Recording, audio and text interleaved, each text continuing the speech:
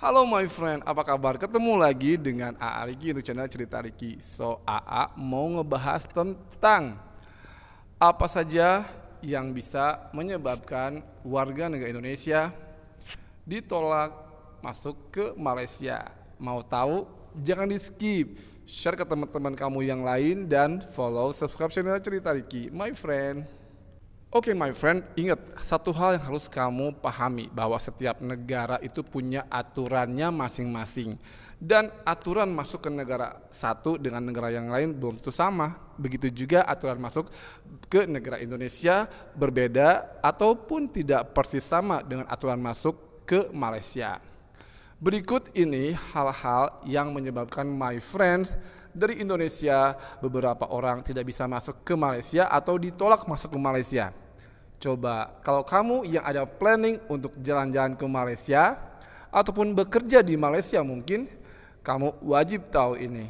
Yang pertama adalah untuk masuk ke Malaysia, kamu haruslah punya paspor, dokumen perjalanan resmi yang original, sah, asli, bukan yang palsu, bukan yang fotokopi, tapi paspor asli.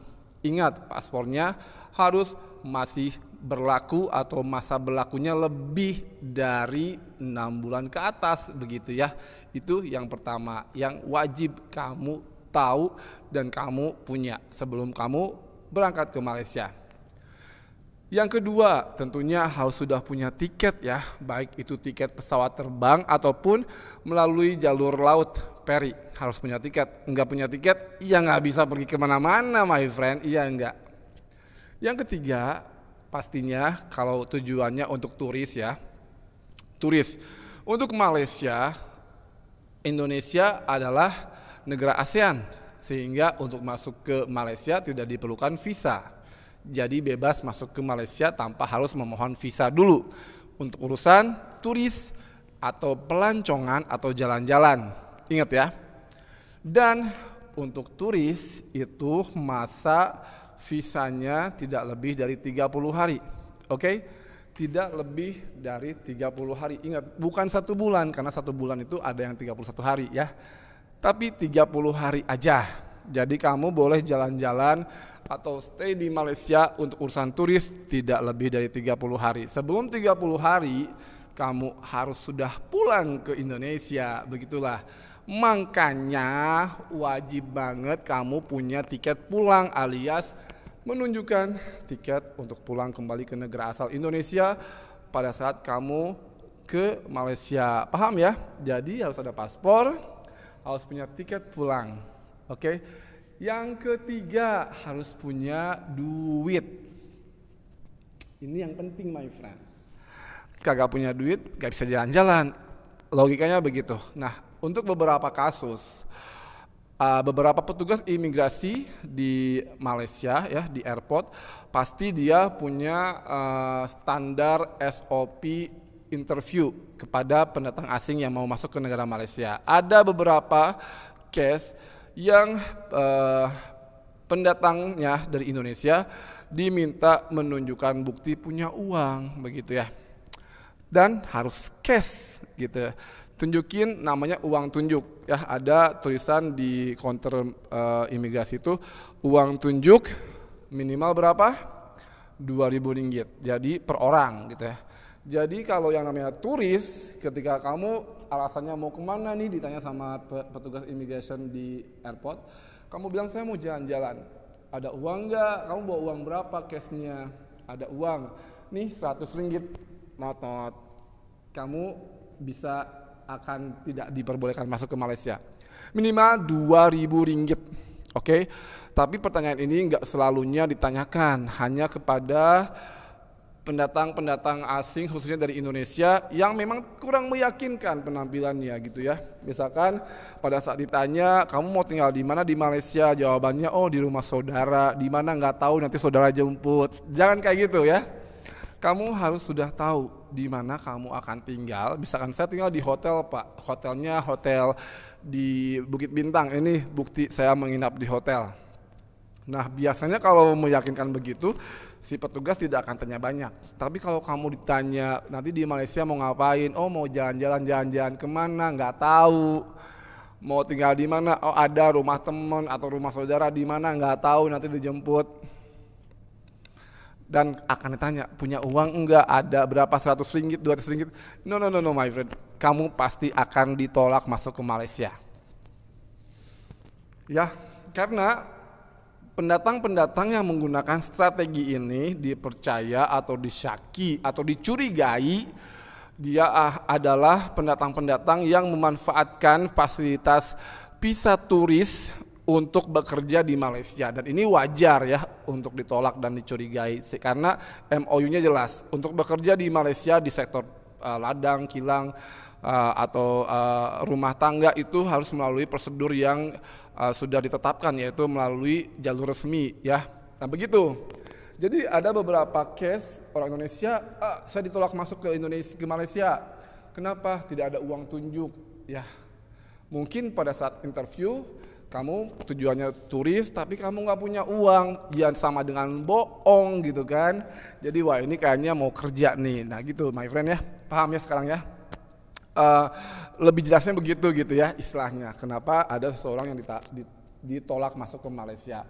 Tidak meyakinkan saat interview, ataupun misalkan gini, Pak saya ada saudara di Malaysia, jadi saya akan tinggal di Malaysia. Buktiin, kamu harus membawa surat dari pihak sponsor, dalam hal ini warga negara Malaysia yang mengundang kamu datang ke Malaysia untuk tujuan misalkan mengunjungi keluarga, itu harus ada suratnya. Suratnya kayak gimana? Tulis tangan bisa, ataupun diketik juga bisa, dikirim melalui email, ditandatangan oleh pengundang.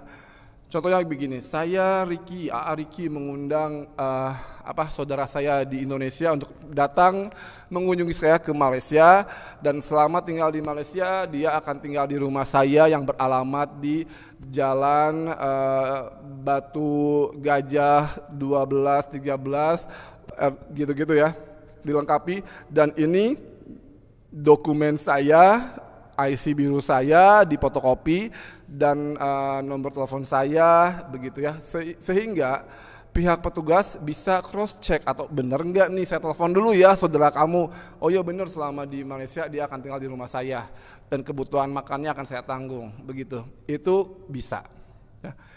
Atau kamu bisa menunjukkan ini bukti pembayaran booking hotelnya, jadi jelas kamu tahu di mana kamu tinggal.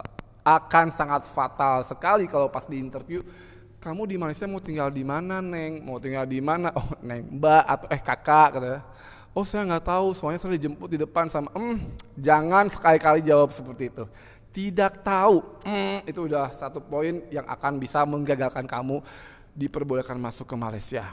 Oke, jadi harus tahu di mana kamu akan tinggal. Kalau turis harus ada bukti hotel, kalau tinggal di rumah teman atau saudara harus ada surat dari yang punya rumah tersebut. Paham ya? Gitu. Kemudian hal-hal lain yang bisa menggagalkan kamu nggak boleh masuk ke Malaysia adalah penampilan, my friend. Penampilan ya. Penampilannya harus meyakinkan. Ya nggak harus mewah gitu ya, tapi harus meyakinkan. Kalau turis gimana sih turis? Penampilan turis tahu kan, penampilan pelancong gitu ya. Bergaya, gaya lah gimana gitu ya. Jangan sampai petugas itu mencurigai turis kok begini gitu ya, maaf kate, kayak bukan turis, kamu akal-akalan nih, pasti kamu bukan mau bertulis atau melancong, tapi kamu mau bekerja ya gitu.